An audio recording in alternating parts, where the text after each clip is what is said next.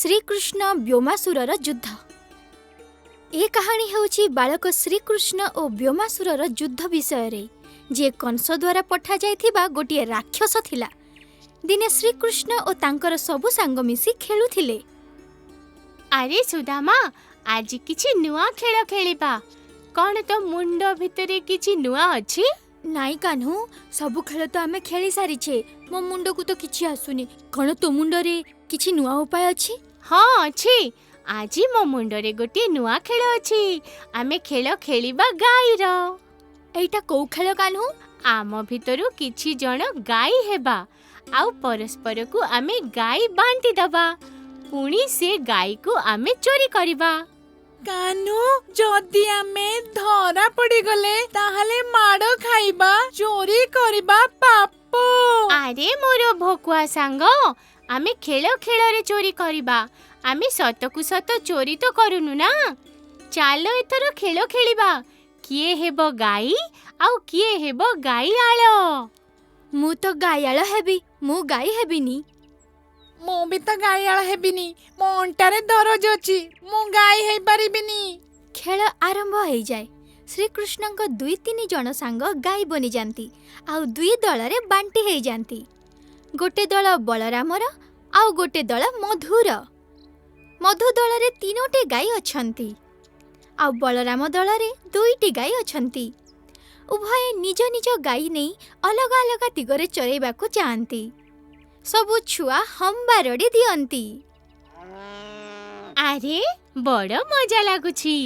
ये तो सतरे अलगा प्रकार खेल। सेतिके बेले हठात व्योमासुर नामक गोटे राक्षस तांको पीछा करे।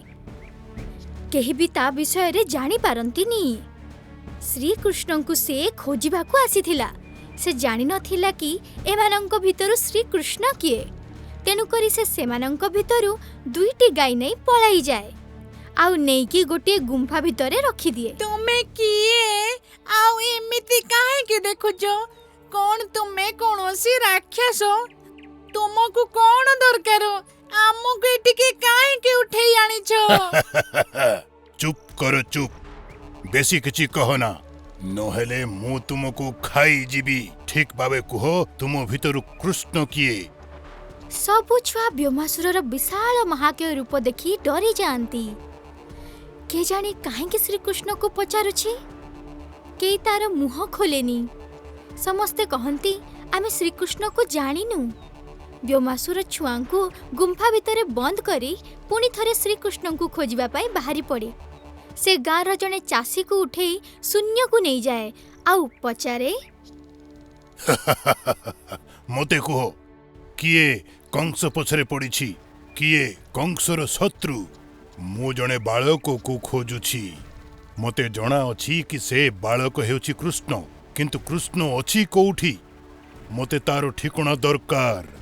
नहेले मु तुम समस्तंको जीवनरु मारी देबी। ना मु सतर जानिनी कृष्ण कोउठी अछि। अरे मु तो ताकू चिन्हिनी भी। तोते तो जीवन पिता लागेलाणी की?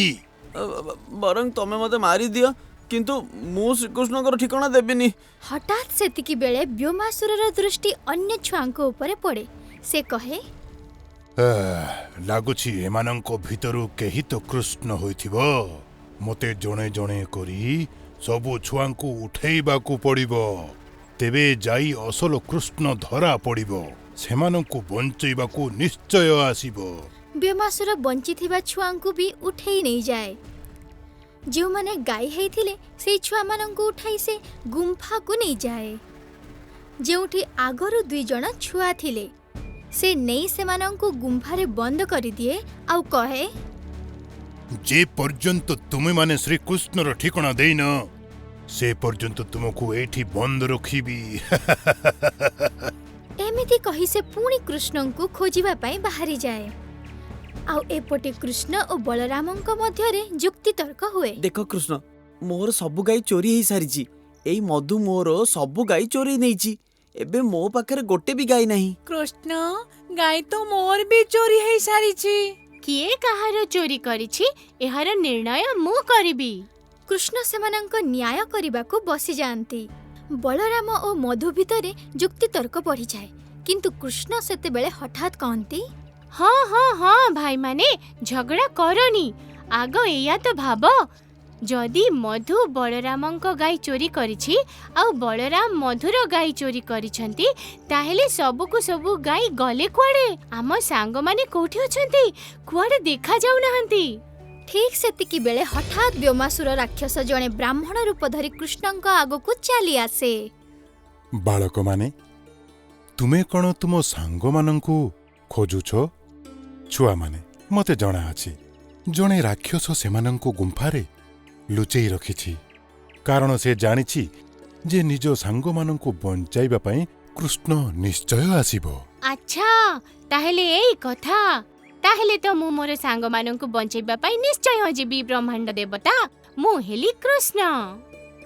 କୃଷ୍ଣଙ୍କ ମୁହଁରୁ କୃଷ୍ଣ ନାମଟି ଶୁଣି ବ୍ରାହ୍ମଣ ତା ରୂପ ଛାଡ଼ି ବ୍ୟୋମାସୁର ରୂପକୁ ଫେରି ଆସେ। କିଏ ତୁମେ? ତୋ ବିଷୟରେ ଯାହା ଶୁଣିଥିଲି, ତୁ ବିଲକୁଲ ସେମିତି ନୁହେଁ। ତୁ ତ ବଡ଼ ମୂର୍ଖ ବାହାରିଲୁ। ମୁଁ ଜାଣିଥିଲି କି ତୁମ ଭିତରୁ କୃଷ୍ଣ କିଏ, ତେଣୁକରି ତୋର ସବୁ ସାଙ୍ଗକୁ ଉଠେଇ ନେଇଥିଲି ଆଉ ସେମାନଙ୍କୁ ବାନ୍ଧିକି ରଖିଲି, ଆଉ ସେମାନଙ୍କୁ ପାହାଡ଼ ଗୁମ୍ଫାରେ ଲୁଚେଇ ରଖିଛି। ଯଦି ତୁ ସେମାନଙ୍କୁ ବଞ୍ଚେଇବାକୁ ଚାହୁଁଛୁ କୃଷ୍ଣ, ତାହେଲେ ତୋତେ ମୋ ସହିତ ଯୁଦ୍ଧ କରିବାକୁ ପଡ଼ିବ। ବ୍ୟୋମାସୁରର ବିଶାଳ ମହାକାୟ ରୂପ ଦେଖି ସବୁ ସାଙ୍ଗ ପଳାଇ ଯାଆନ୍ତି। କୃଷ୍ଣ ଏକୁଟିଆ ତା ଆଗରେ ଠିଆ ହୋଇ ରହନ୍ତି। ଛାଡ଼ି ଦିଅ ମୋ ସାଙ୍ଗମାନଙ୍କୁ। କ'ଣ କ୍ଷତି କରିଛନ୍ତି ସେମାନେ ତୁମର? ଆଉ ତୁମେ ମତେ କାହିଁକି ମାରିବାକୁ ଚାହୁଁଛ? ସାକ୍ଷାତ କଂସ ମହାରାଜ ମୋତେ ତୋର ବଧ କରିବାକୁ ପଠେଇଛନ୍ତି। ମୁଁ ତ ଭାବୁଥିଲି କେହି ମହାବିଶାଳ ମହାବଳୀ ହୋଇଥିବ, କିନ୍ତୁ ତୁ ତ କୁନି ଛୁଆଟିଏ ବାହାରିଲୁ। ମୁଁ ତ ଏମିତି ମାରିଦେବି ତୋତେ। ଆଚ୍ଛା, ଏଇ କଥା। ମୁଁ ପ୍ରସ୍ତୁତ ଅଛି ତୁମ ସହିତ ଯୁଦ୍ଧ କରିବା ପାଇଁ। ବ୍ୟୋମାସୁର ତାର ଉଭୟ ପରକୁ ମେଲେଇ ତୀକ୍ଷ୍ଣ ମୁନିଆ ନଖ ଦ୍ୱାରା ବାଳକ କୃଷ୍ଣଙ୍କୁ ଉଠେଇ ନିଏ ଆଉ ଶୂନ୍ୟକୁ ନେଇଯାଏ, ପୁଣି ଭୂଇଁ ଉପରକୁ ଫିଙ୍ଗି ଦିଏ। ଲାଗୁଛି ତୁମେ ଏମିତି ମାନିବନି। ତୁମର ମୃତ୍ୟୁ ପାଖେଇ ଆସିଲାଣି। ଏଥର ମରିବାକୁ ପ୍ରସ୍ତୁତ ହେଇଯାଅ। ଶ୍ରୀକୃଷ୍ଣ ଉଭୟ ହାତରେ ତାର ଗୋଡ଼କୁ ଧରି ପକାନ୍ତି ଆଉ 2-3 ଥର ବୁଲେଇ ତାକୁ ଭୂଇଁ ଉପରକୁ ଫିଙ୍ଗି ଦିଅନ୍ତି। ବ୍ୟୋମାସୁର ଏତେ ଶକ୍ତିଶାଳୀ ଥିଲା କି 2-3 ଥର ଫିଙ୍ଗି ଦେଲା ପରେ ବି ସେ ପୁଣି ଠିଆ ହେଇଯାଏ। ସେ ଶୂନ୍ୟରେ ଉଡ଼େ ଆଉ ପୁଣି ଥରେ ଶ୍ରୀକୃଷ୍ଣଙ୍କୁ ଆକ୍ରମଣ କରେ। କୃଷ୍ଣଙ୍କ ସବୁ ସାଙ୍ଗ ଫେରି କୃଷ୍ଣ, ଆସନ୍ତି କୃଷ୍ଣ। ଆଉ କୃଷ୍ଣ କୃଷ୍ଣ କହି ପାଟି କରନ୍ତି। କୃଷ୍ଣ କୃଷ୍ଣ କୃଷ୍ଣ ସାଙ୍ଗମାନେ, ତୁମେ ଚିନ୍ତା କରନି। ସେ ମତେ ସାଧାରଣ ବାଳକ ଭାବୁଛି। ତାକୁ ତ ମୁଁ ନିଶ୍ଚୟ ମାରିବି, କାରଣ ତା ପାଖରେ ଆମ ସାଙ୍ଗମାନେ ଅଛନ୍ତି। ତୁମେ ଚିନ୍ତା କରନି। ସେତିକିବେଳେ ହଠାତ୍ ବ୍ୟୋମାସୁର ତାର ମୁନିଆ ନଖ ଦ୍ୱାରା କୃଷ୍ଣ ଉପରେ ଆକ୍ରମଣ କରେ। ଏହା ଦେଖି ଶ୍ରୀକୃଷ୍ଣଙ୍କୁ ବହୁତ ରାଗ ଆସିଯାଏ। ଶ୍ରୀକୃଷ୍ଣ ବ୍ୟୋମାସୁରର ଛାତିରେ ଜୋରଦାର ପ୍ରହାର କରନ୍ତି। ସେତେବେଳେ ହଠାତ୍ ବ୍ୟୋମାସୁରର ହାଡ଼ ସବୁ ଭାଙ୍ଗିଯାଏ ଆଉ ସେ ଭୂଇଁ ଉପରେ ପଡ଼ିଯାଏ। ସେଇଠି ଶେଷ ନିଶ୍ୱାସ ତ୍ୟାଗ କରିଦିଏ। କୃଷ୍ଣ ବ୍ୟୋମାସୁରର ବଧ କରି ଦିଅନ୍ତି। ଭଲ ହେଲା କୃଷ୍ଣ, ତୋତେ କିଛି ତ ହେଇନି। ରାକ୍ଷସ ତୋତେ ମାରିବାକୁ ଆସିଥିଲା ଆଉ ତେଣୁକରି ସେ ଆମର ସବୁ ସାଙ୍ଗମାନଙ୍କୁ ବାନ୍ଧି ରଖିଥିଲା, କିନ୍ତୁ ତୁ ତାର ନିର୍ଭୟ ହେଇ ସାମ୍ନା କଲୁ ଆଉ ତାକୁ ମାରିଦେଲୁ। ହଁ କୃଷ୍ଣ, ଯେବେ ବି କୌଣସି ସଙ୍କଟ ଆସେ, ସେଥିରୁ ତୁ ହିଁ ପୁରା ଗାଁକୁ ବଞ୍ଚାଇ ଥାଉ, ସମସ୍ତଙ୍କର ରକ୍ଷା କରିଥାଉ। ଆଜି ଯଦି ତୁ ନଥାନ୍ତୁ, ତାହେଲେ ଆମର ସବୁ ସାଙ୍ଗ ବୋଧହୁଏ ଜଣେ ଜଣେ କରି ଆମକୁ ଛାଡ଼ି ଚାଲି ଯାଇଥାନ୍ତେ। ସେ ସବୁ ତ ଠିକ୍ ଅଛି, କିନ୍ତୁ ଏଇ ରାକ୍ଷସଟା ଆମର ସବୁ ସାଙ୍ଗକୁ ବାନ୍ଧିକି ଯୋଉଠି ରଖିଛି, ସେ ଜାଗାଟା କୋଉଠି ଅଛି? ଆରେ ସୁଦାମା, ଯେବେ ଇଏ ବ୍ରାହ୍ମଣର ରୂପ ନେଇ ଆସିଥିଲା, ସେତେବେଳେ ସିଏ ନିଜ ମୁହଁରେ କହିଥିଲା କି ଆମର ସବୁ ସାଙ୍ଗଙ୍କୁ ପାହାଡ଼ର ଗୁମ୍ଫାରେ ସିଏ ରଖିଛି।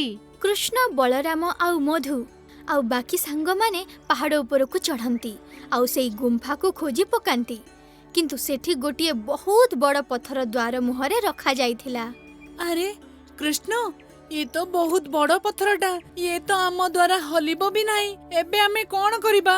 ଆମର ସବୁ ସାଙ୍ଗ ତ ଭିତରେ ଫସି ରହିଛନ୍ତି। ମଧୁ ଏମିତି କହିବା କ୍ଷଣି ଶ୍ରୀକୃଷ୍ଣ ସେ ପଥର ଉପରେ ଗୋଟେ ଜୋରଦାର ପାହାର କରନ୍ତି। पथरटी खंड खंड हो जाए और गुंफार द्वार खोली जाए। अरे कृष्ण, आमको तो जଣା थिला कि तुमे आमको बंचेबा पाई निश्चय आसीबो। से राक्षसटी आमको एठी बंद करके रखिथिला। से आमठू तोर ठिकाना जानिबा को चाहुथिला, किंतु आमे किछि कहिलुनी। आमको जଣା थिला आमर रक्षा तू निश्चय करिबू। तोर बहुत बहुत धन्यवाद कृष्ण। सबु सांग मिसी कृष्ण को तांको कांधरे उठाई नियंती आउ तांको नारे जय जयकार करंती। एही कहानी रु आमको एही शिक्षा मिली थाए कि भगवानଙ୍କ बाड़ी चालिले तार शब्द जमा सुभी न थाए।